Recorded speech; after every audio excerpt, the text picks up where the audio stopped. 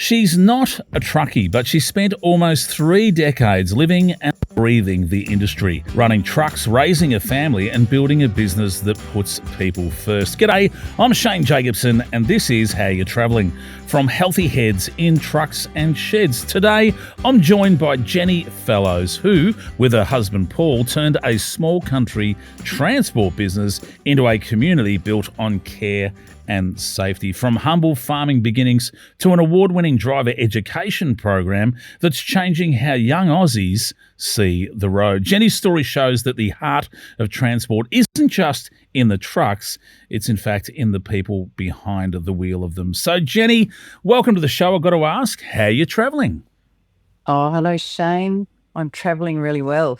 I've just come back from 10 days on the Whitsunday, so you probably didn't want to hear that. So nobody in their right mind could be not good after that. Oh, well, yeah, should be great. And then that was followed up by babysitting our grandkids over the weekend in the garden. So my cup is full.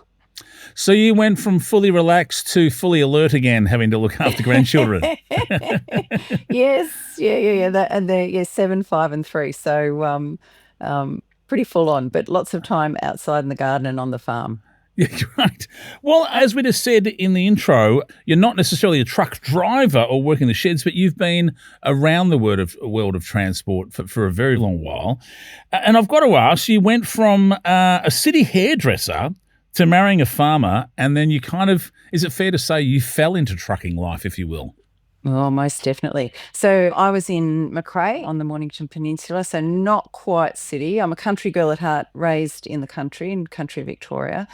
Moved down there to do my hairdressing and then met Paul. He was running the waste down there for Midland Waste and his family business on the Mornington Peninsula with the garbage. So he was doing the front lift and all the household for there, and met him, and so met a man with diesel in his veins.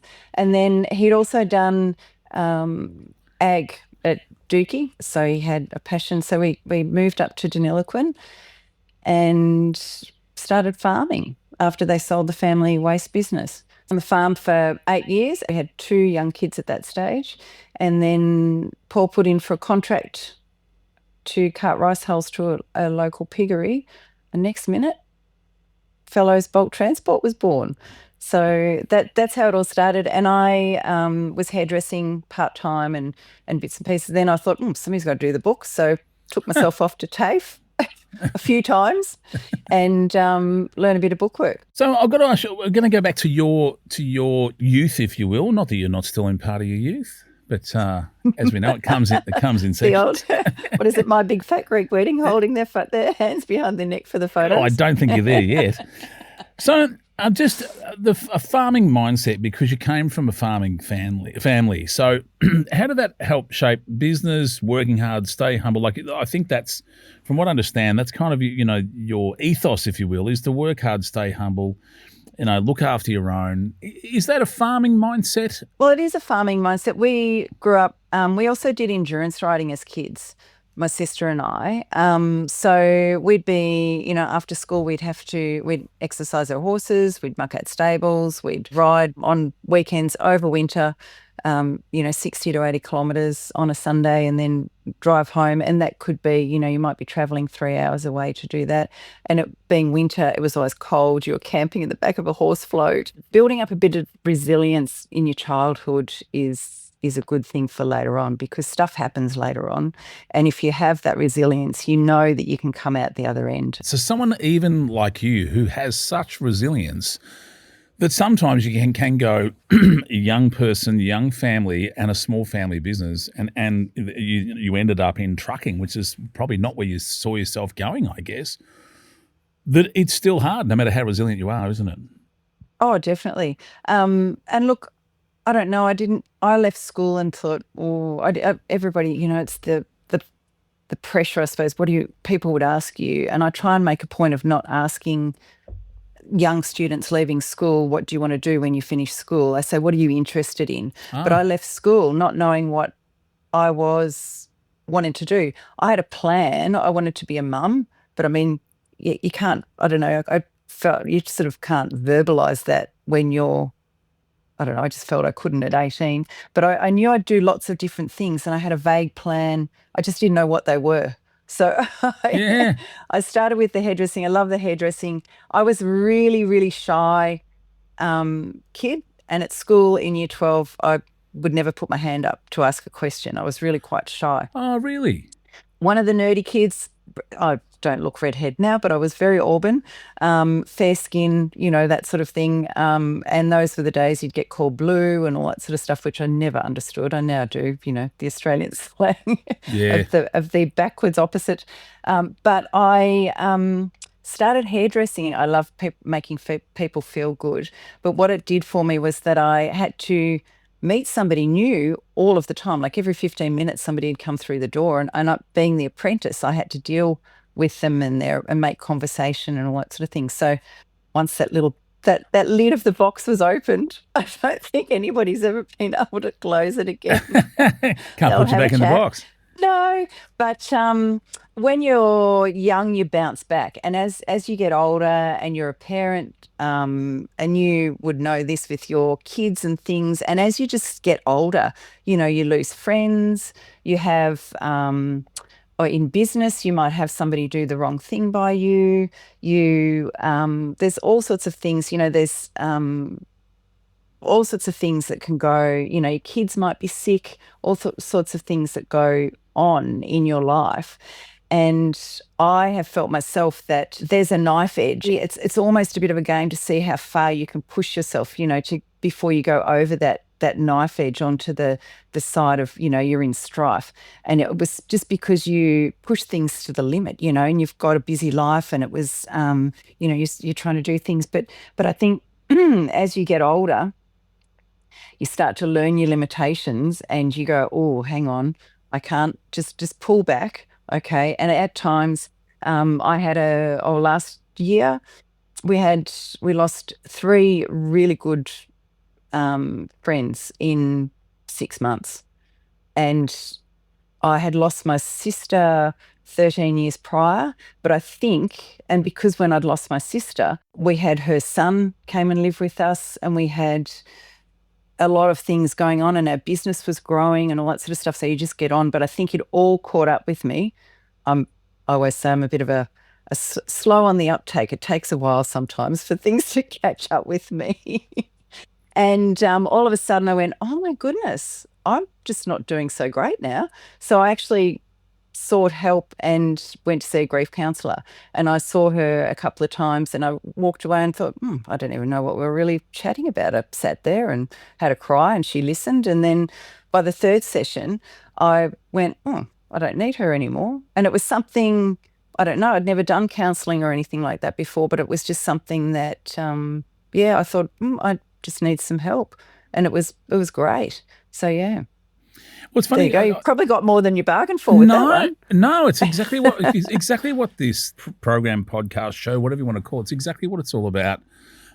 Quite often it's funny when you say slow on the uptake. I've always considered that with all of us, it's not so much that.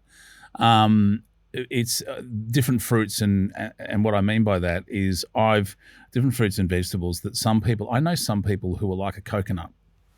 And sometimes when I've had to describe friends, when me and my wife first got together, I'd say, you're going to meet someone today, they're a bit more of a coconut, this one's an avocado. And what I meant by that, I've got some friends who are like coconuts, and when you meet them, they're really hard to crack that outside shell. They're really hard to crack because for whatever their life experience is, they're a little bit hardened on the outside. But as soon as you crack that outer layer, it's just sugary sweet all the way through, and and can go when you get to the middle, it all goes to water. They're so soft and gentle, but they just have that hard outside shell. And then I've got friends who are avocado. There's this little outer shell, and it's really easy to peel back, and they're just soft all the way through. And you get right to the center, and you find out, oh man, they're so hardened on the inside. There's this big tough nut on the inside, and they've just learned to soften on the outside, but they've got this really tough core. And I can keep going with the analogies, you can imagine, with all different fruits, you know. But my point is, I'm not saying one is better than the other. You know, the different people are formed different ways, and so I'm fascinated by that because you're so confident and you are so resilient. And I didn't know before you came on that you'd had that moment when you went, oh, hang on a moment, this has got the better of me, and you had to go and sort of see your mental mechanic. And the interesting thing for me is when we talk about counselling and having spoken to counsellors, of which my sister-in-law is one, is quite often the information is all inside the head of the individual. It's not in the head or the hands of the counsellor. The things that you're experiencing and the pain you're experiencing are going on inside you and inside your mind. And sometimes there's someone going, what is it you're feeling? I just don't feel as good as I did. Well, what sort of things have changed in your life over the recent years, or how did we get here? And then you tell the story to them and they go, well, what do you think kicked that off? And you go, well, now that I've said it out loud, it's probably my sister. And do you think you grieved enough? I don't think I probably did. And then you're talking about it. And it's funny, they just open your cupboard or open your jewelry box and let you pull all the pieces out one at a time, and you describe to them what it is you've got in your hands. And then once you've said it all out loud, they go, well, how does that feel? And you go, oh, it actually feels better. I just needed to say all that out loud.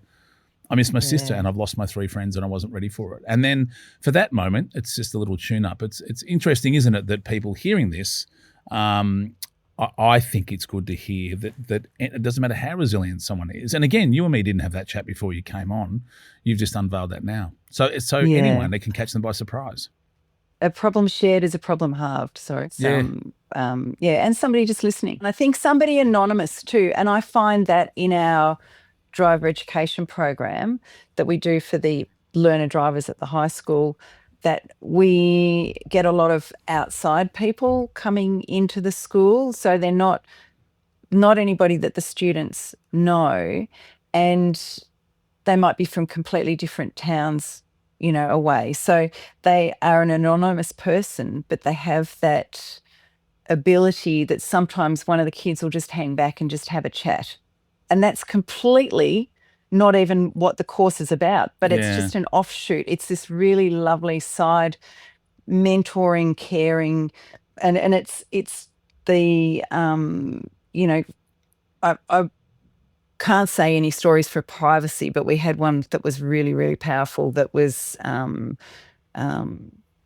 shared just simply because this man was an outsider, and he knew all the right cues because he'd does a lot with younger people and he's a scout, but he was teaching them first aid. And this young student just stayed back and had a chat, and he said he was able to, he asked him a question and he was able to give him an answer that just took all of that away. And this student was 16 and he'd been carrying around on his shoulders this problem, and he just said he's just demeanor, he just relaxed, like you could see his shoulders just letting go simply because he'd been able to talk about it with somebody. Yeah, and that's the thing that comes up a lot in not only this podcast but other ones I've been involved in or heard is being able to identify it's one thing and go, there's something not quite right. And we talk about it a lot on how you're traveling, but it is just knowing that you just have to sometimes, all you do have to say is, as we say, how you're traveling, but how you're doing and are you okay? And sometimes just them getting a chance to say, no, I'm not actually. Everyone feels they're not equipped. And we've said it a few times. Everyone feels they're not equipped to take it from there. But just talking to them as a friend, which is what we do. We inherently do it as humans anyway. We do communicate. So what's going on? And just the act of listening. So often we hear just the act of listening lets the pressure out of that other person. You may not have to have the answers. In fact, sometimes the truth is not having the answer can be a good thing. They just want to tell you this is what's going on at the moment. And you might get to the end and go, well, I don't know what to do about that. Do you know what to do about that? No, I don't. Okay, well, maybe we should, do you want help? Or maybe you should investigate some ways to deal with that. So not having the answer is completely fine, because the biggest step taken in that first conversation is you going, how are you? And them going, I'm actually not good. And you go, what's going on? After that, 2 big steps have been taken. One, you've checked in on someone and they've identified and been able to say out loud, I'm not traveling that well at all. And at that point, there's 2 steps already been taken. And after that, like I said, you don't have to have the answers. It's interesting, isn't it? We were lucky as kids. We were always taught to identify our feelings, and we were taught to trust our gut instinct. And so I think part of, especially with younger people, and like I'm looking at it with my grandkids now, is teaching them to identify their feelings. And it's okay to feel mad, but it's not okay to do that behavior when you're mad. You have to do something else, or, okay, you're crying, you've fallen over, you're hurt. That's okay. You're sad. It's, just identifying your feelings. It's like sometimes, if you have a headache and somebody will say to you, oh, have you taken a Panadol? And you go, oh, actually, no, because you're not thinking about taking a Panadol because you're thinking about the headache. Thinking, I've got a headache. So I know. Sometimes it's nice to point a direction and people go, oh, you know what? I was walking around in circles, wasn't I? Yeah. It's okay just to point a direction every now and then. Yeah. Now, Jenny, the reason we've got you on is because I feel that you've got such a, I'll say, unique perspective. There's so many of our warehouse workers and truck drivers out there and dealing with different things personally. I see you as a very different person we've got on the podcast because you're such a champion of people on the road, and you come. That's why we wanted you so desperately on the show. Is you're literally out there fighting the right cause for people on the road, and that you and I want to talk about this a little bit. That you believe our truck drivers and men and women on the road and warehouse workers and people that get the freight moving on this country deserve so much more respect. And they know what they do, but I love how you fight for them, and we're going to talk about this amazing sort of driver education program that you run, which I'm thrilled about. Back in my Top Gear days, I used to talk all the time about the fact that and I know things have changed a little bit, that young children, I'll say children, they'd be offended by it because they're 18, but young adults go out there and have a few lessons, and they get handed their driver's license, and 3 hours later they're doing 100 kilometres an hour on a wet freeway on a road and can hit a pothole or aquaplane and have no idea what they're doing at the hands of a wheel. And they're someone's son or they're someone's daughter, and they're now sliding towards another family, and you have no idea of the car that's coming at you spinning, how much experience they've got. And I used to find that terrifying. So you've been such a great champion and such a great supporter, and that's why, although we've just had a bit of a chat about some mental health moments that you've had, which I wasn't even aware of, and that's what's great about this podcast is we keep sort of unveiling bits and meeting parts of people or problems that people have encountered in their way out. But I do want to talk to you now and focus on the stuff that you do in support of our men and women on the road. So we run a driver education program at our high school for our Year 10 students, and then we do one day that we have called Sharing the Road, we have with the outlying 3 other high schools. We've got 3 boys, and our eldest is 34. So he is now a commercial pilot, but he was learning to fly at 16. So I was his mum and teaching him to drive, and we had to drive an hour and a half to Shepparton. And I was and then he'd jump in an aeroplane. Exactly. It was a spin out, and there's only one way to learn to fly, and that's certainly not with mum and dad. It's with a professional instructor. So I thought there's something wrong. How many planes are in the sky? Well, there is a lot when you get the flight tracker, but I didn't realise that at the time. No, I've got that. I've got the same tracker. But there's more cars on the road. And there's more motorbikes, we've got bikes, we've got caravans, we've got all sorts of cars, all sorts of things on the road.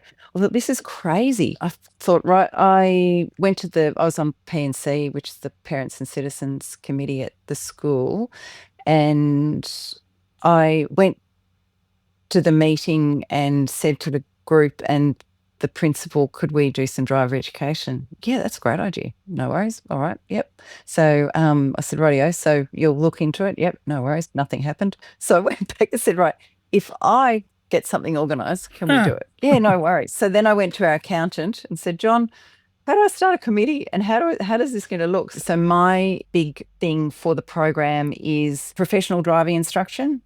Because as parents, it's only our ego that says we're good drivers. We don't know how to break down and how to teach our young learner drivers properly. There's also the mum and dad or carer, and we're probably more likely to go, or something, react quicker than like the driving instructor in town here is so cool and so calm. It's unbelievable. It's evolved over the years. We've had all sorts of heavy vehicle involvement, and by me being involved in the heavy vehicle industry, and when we go to conferences, and I obviously could talk for hours about this this subject. Well, So you'll just have to cut me off. No, And this is why we got you on the show. We desperately want to hear all this because that's why we wanted you to be part of the podcast, because we want some of the drivers out there to know that you're out there. There are people out there trying to do the right thing and trying to teach young people how to drive a car on the road safely for themselves and others. But in addition to that, that you're teaching them how to be on the road with heavy vehicles. Just for music to our drivers' ears, can you tell us some of the things that you're teaching these kids? so we get them in a truck. Simple. Oh, see, there you go. In a truck. And they look around and go, wow. We explain, the braking distances. We explain the blind spots. The sharing the road with heavy vehicles. It's a simple fact. If you get somebody in a truck and they can see what goes on in a truck, even better if you can take them for a drive. I would love lots of people to go for drives in trucks. I think everybody on the road should go for a drive in a truck. If people understand what the capabilities are and what the role of the transport operator is, it's and the professionalism of these drivers. They're not just truck drivers, they're professional drivers, and skill that it requires to drive these vehicles. Our son backed an A-triple into the yard the other day. I just happened to go down to get some paperwork, and I said, and it was in this really awkward spot. I said, oh my goodness, who put this in here? He said, I did. He's 25. It's just amazing, what they do. And he stands beside it, and it's just incredible. Like, they are big machines. They are. Can you talk a little bit about that? The only reason I asked you to do that is so much of what we do on How You're Travelling is talk about tools to cope when things aren't going as one hoped or planned. But surely we can take a few moments out to let our drivers fill their chest with air and go, yeah, that's me. Like, what if, surely one of our things we can do is remind them how amazing they are. Can you explain to our drivers what you tell people about the incredible work that they do? They're incredible. There's a legend of the transport industry, Phyllis Jones, and she lives in Hay, and she's a lady, so I will not reveal her age, but let's just say she's over 50. So, and a little bit more. She is, and if you look up Phyllis Jones, and a lot of people will know who she is, she's an absolute legend. Now, she started off life as an Ansett flight attendant, and she rocks a heel, and she'll quite often be at a conference, and you say, oh, Phyllis, you look gorgeous. And she said, oh, I've just put the last stitch in this outfit. And she's an amazing lady. But her quote, which I would love to put on the back of every truck, she says, everything but babies are delivered by a truck. Oh. And COVID was tough, but people showed so much respect for the transport industry through COVID, because we kept going. Everybody else sort of, a lot of people stopped, but things needed to get from A to B. Mm. And as you know, the truth is it's not A to B, it's A to Z, isn't it? When you do logistics, It's funny because we always say A to B because that's the common expression. But when anyone and you run, you've got a small trucking business, you're in logistics. When you know the truth about logistics, it's A to Z. It goes. It is. It goes through B, C, D, E, F, G. It's so true, isn't it? By the time it gets there, it's been through the entire alphabet and probably back again. There's so many people behind the scenes in the world of transport and logistics that honestly, someone could say, I don't think I want to work in transport or logistics because I don't want to be a truck driver. And you go, okay, well, it's not just a truck driver. As you said, they're highly skilled practitioners at what they do. They really are. They're the pilots of the roads. But then you've got, if someone says, I'd rather have an admin job, you go, what, you don't think there's admin in trucking? I mean, the bigger companies have multi-story buildings filled with staff that do wages IT. and HR and IT, all of it. And fleet tracking even, there's all sorts of things in the background. Yeah. And we should say hello to them too, because we quite often, especially on this podcast, we highlight our truck drivers and warehouse workers, but to the people behind them as well who are there, we send them our love and welcome them to the podcast as well, because most definitely, because they're part of the same pressure. It's just applied differently and comes at them from a different angle. Can you tell us a little bit more about this driver training program that you are running for year 10s, about some of the stuff you run them through? So there'll be a car, and it'll be at the showgrounds, and we have We put usually 3 or 4 students in there. A police officer will be talking them through the scenario. So it might be distraction, it might be drugs and alcohol, speeding. The person that's narrating will say, right, we're 60 k's out of Deniliquin on a dirt road. So then, because it's down at the showgrounds, the fireys, the ambulance and the police and the SES or the volunteer rescue are waiting, where the students can't see them. They fly in, sirens blaring, all that sort of stuff. So it's a real life situation. They then proceed about hooking kids up to the monitors, mocking up a drip, so they don't get a drip put in, but they'll get it taped to their arm, sort of thing, so that it is a situation. They'll have somebody holding necks and doing all sorts of things. So it really is. You can see it on our video. If you go to the Deniliquin High School website, you'll see driver education. You can find a video, or YouTube. So they cut the kids out of a car, and they'll get real reactions. And you'll see, even in a mock incident, that you'll have the heart rates and things going up. And then they follow. Yeah, they'll follow that scenario through. So if it's, drugs and alcohol or something like that, they'll follow it through. So when we go to the A&E at the hospital, and so the lady in Deniliquin at the hospital that runs the A&E that usually speaks to the students, her husband is in charge of the AMBOs, and they are heavily involved in our local sporting organisations. So there's accountability. And she always says that she knows the parents, I know mum and dad, and all that sort of stuff. But being a small country hospital, they just stabilise people and then they fly them out. So she'll say, when mum and dad get here, I can't actually say that you're going to be okay because I don't know, because you're being flown out somewhere else. So it's very powerful. Then they go to the morgue, because they'll say that somebody has, the driver has now, somebody in the back seat's died. So they'll go to the police station where they see the cells, where they see the drug testing. If you can't get out, they'll video you through to, legal people or what happens down there. So they'll also show you through, they have a chat to the highway patrol. So we get the police involved as much as we can. In a smaller community, it creates a little bit of accountability too, because the police then, if they do pull these students up when they're driving, and especially if they have their Ps, because the first 6 months getting your Ps is the most dangerous. So it can get my 3 boys got a bit of bravado there, that I got in the car with them and said, out. You're not safe to drive. So all students, and we've got really good boys, so all young learner drivers get a bit cocky in that first 6 months. Especially boys. And it's statistically it is a danger period. So there's accountability then, that the police know who they are. And one of our local police in particular will really rip into them if she knows that they've been put through the program. So you should know better. You should know better.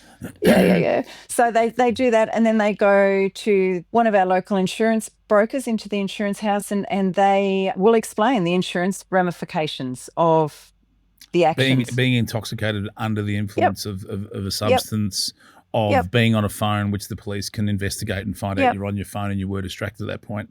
And then they find out that the thing they've saved so hard for, which is their car, their first major asset, they're not getting their money back. It's been written off. And there's the potential you've probably killed one of your friends in the process. I imagine that's the point of the journey, is to, I mean, as we know, cause and effect.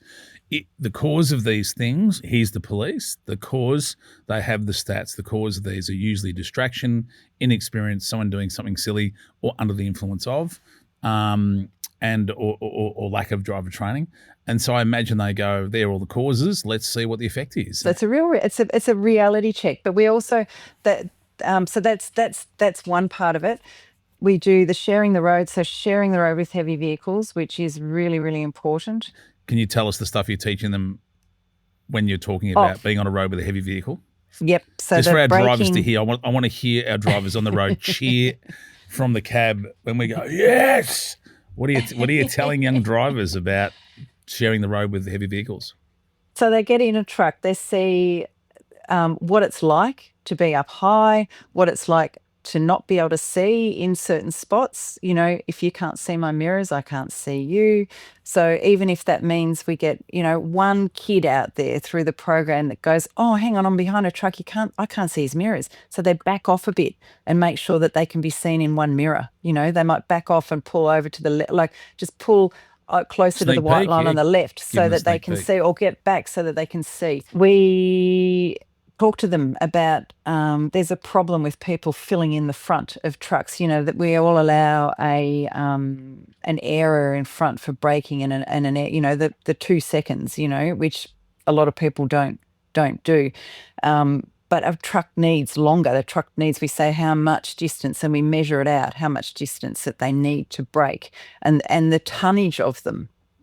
The bigger combinations are actually better for our roads, but, you know, these trucks take a long time to pull up, and the weights that are involved. Paul speaks to the students about fatigue, but he also speaks to them about, you know, he said, he described it in a really good way. He says, you know, I'm hurtling down the road in my 68-ton truck of pure joy, you know, that gets their faces. He says pure joy, like he says it with such excitement because he loves his trucks.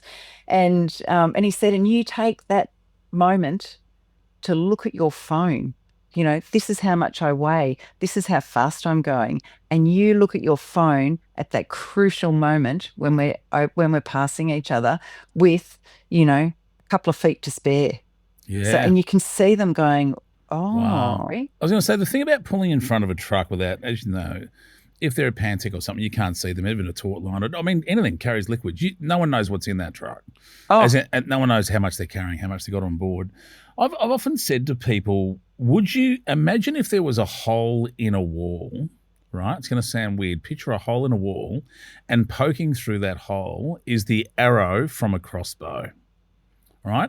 Would you stand in front of it if you had no idea whether behind that wall was just a bow without any pressure on it, or someone with that bow pulled like half a metre back, full pressure? Would you jump in front of it and go, how much pressure is behind that arrow? And that's what I say to people.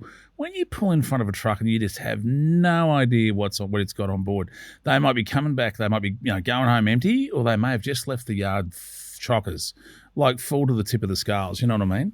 I'm like, why would you take that risk? It's fascinating, isn't it, that people do? Or even parking in front of a truck.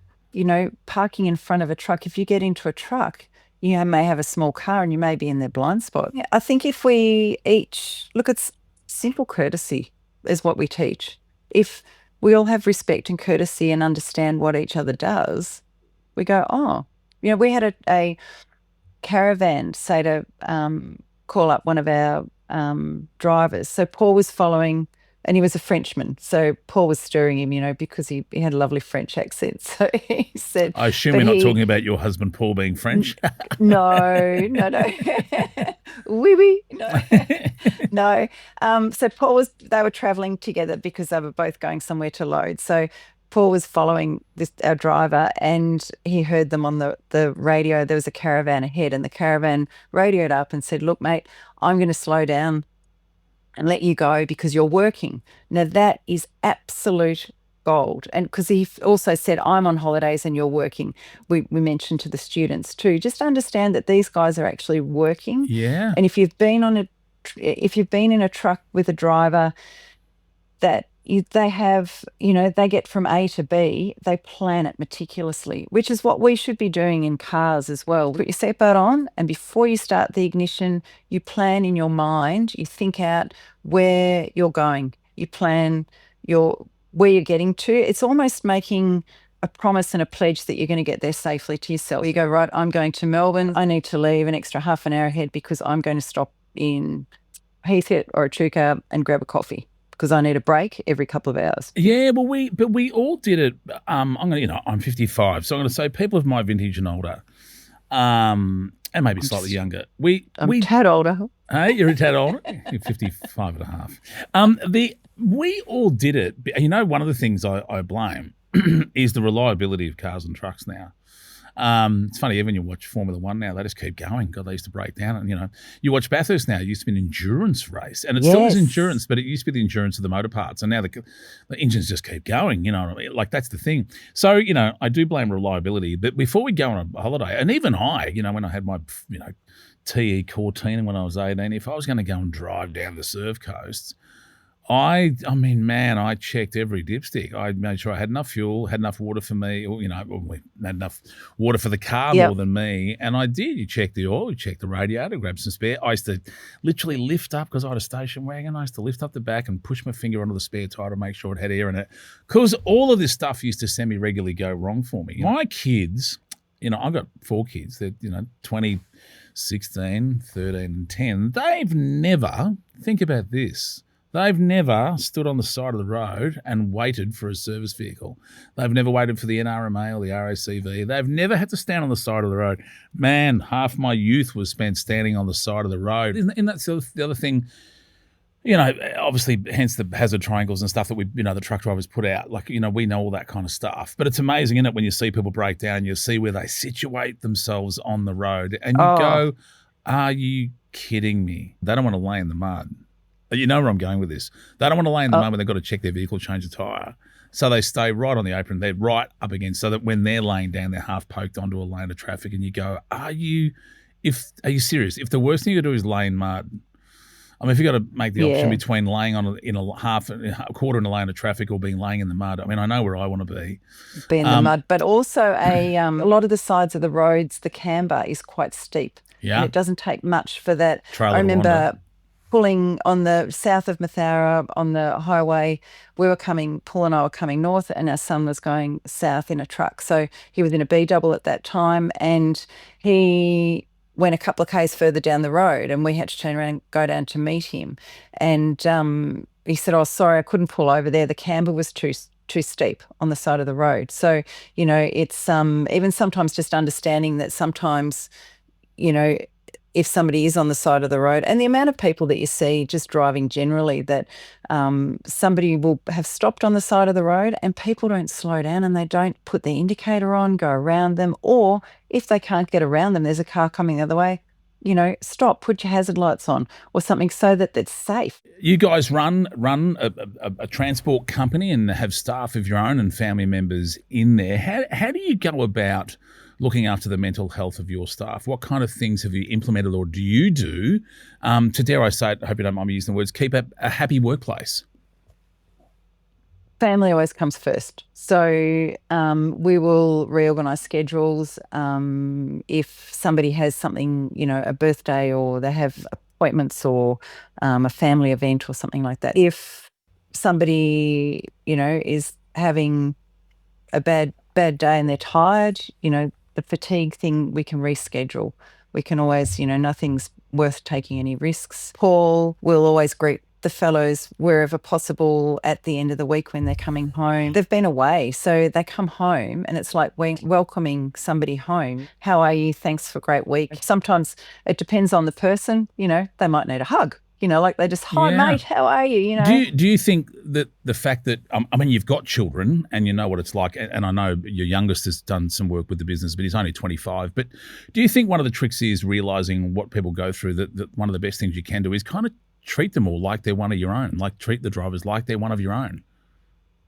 Most definitely. Well, they are. Your staff are your greatest asset. You can't do everything by yourself. So they need to be fit and healthy. They have medicals every year, and that's a compulsory thing, and that's through TruckSafe. So Paul's the chair of TruckSafe, and they have a medical. We've had situations where those medicals have actually saved their lives.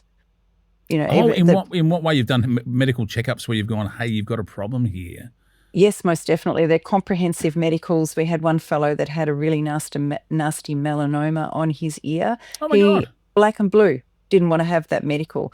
Paul said, on a condition of you working here, you really need to have this medical. So he went along and it saved his life. There is one motto we haven't covered off today on the podcast, but I do love the motto of yours, which is life is too short for bad coffee and fast food. We didn't get a chance to talk about that. We've spoken many times on this podcast with many other people about having a healthy body and a healthy mind together. And you and I didn't talk about this because we've spoken about it so much on these podcasts, but I do love your motto that we should put out there. Life is too short for bad coffee and fast food, as a reminder for our drivers to look after themselves. But some takeaways I do like in my wrap up. I do like to do a few takeaways. And Jenny, your story I think is a great reminder that safety and well-being don't just happen on the road. Like they start at home and in families and workplaces that genuinely care. And I know that you've got, obviously your business has started with your family and your family all work together. So I know that that's how you do that. But I think it's a great kind of ethos for people to carry into their business. And what you're doing, I think, is incredible. And I hope so many people listening go to their schools and say, look, how about we implement some kind of driver training into children's education? It's one thing to educate a child for life, but how about we make sure we keep them alive first? I think that's the way it should be shared. And I think we are so used to yelling out the window, what do you think you're doing, you idiot? And that's one thing to complain, but what are we actively doing to change it? Let's keep reminding people. And I certainly do that space in front of a truck is for them to break, not for you to take up. So, I think if we start focusing on training rather than complaining, we might get the message out there.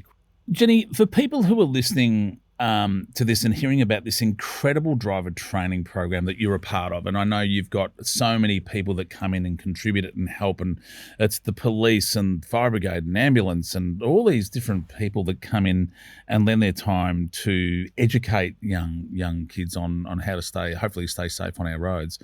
So number one, where can they find out more about it again, and where can they find out about it? And it is something I imagine, I'm throwing you on the spot here, Jenny, but if people, say someone's listening from WA saying, I would love this to happen at our school, is it something that someone could get in contact with you or someone on the team, whatever, just to find out what you're doing and how you've gone about it so they can try and replicate it? What's the best way for them to look at it? To go onto the Deniliquin High School website, or where can they see some of this? Most definitely. I'd be more than happy to help anybody shortcut the first few years that we took to do it. You can jump on our website at fellowsbulk.com.au. Oh, what's that one again? Fellowsbulk.com.au. Fellowsbulk.com.au. Yep. That's our business. And that's FELLOWSBULK? Correct. That is, right. Yep, .com.au, or jump on the Deniliquin High School website. I've got to say, Jenny from Denny, please tell me you're going to get some kind of Instagram account that's called Jenny from Denny. Not Jenny from the block, you're Jenny from Denny, which would be my favourite Jenny. We've got some fun questions, if you don't mind, before we go, Jen. No worries. It can be at work, it can be in life. Just a general question, what really lets the air out of your tyres? What really drives you mad? I'm a glass half full person, so you are. Not much sort of gets me, but yeah, I suppose, I don't know. That is a tricky one. But that just proves you're not a glass half full, you're a glass completely full, but someone may have taken a sip out of it. And that's why we wanted you on the show. So I'm going to do an outro, but Jenny, please stay with me because I like to talk about people while they're still with me. And I don't think you should leave a show until the show is over so you can say goodbye to our listeners. I'm Shane Jacobson. This is How You're Travelling from Healthy Heads in Trucks and Sheds. For more stories that hit home, check out the other episodes wherever you get your podcasts. And if you ever need extra support, the Healthy Heads app has tips, tools, and check-ins to help you along the way. This is where I would normally say look after yourself out there. Jenny, I want you to tell people to look after themselves out there. You can say my goodbyes for me. I'll hand over to you, Jenny from Denny. Oh, guys and girls, look after yourselves out there. And remember, we're all in control of our own emotions. So you are the one that can make yourself either happy or upset. So take care of each other and stay safe. And as Paul says, keep on trucking. Keep on trucking. Thanks, Jen. Thank you so much for being on the show. All right, folks, that's it from us. See you on the road, folks.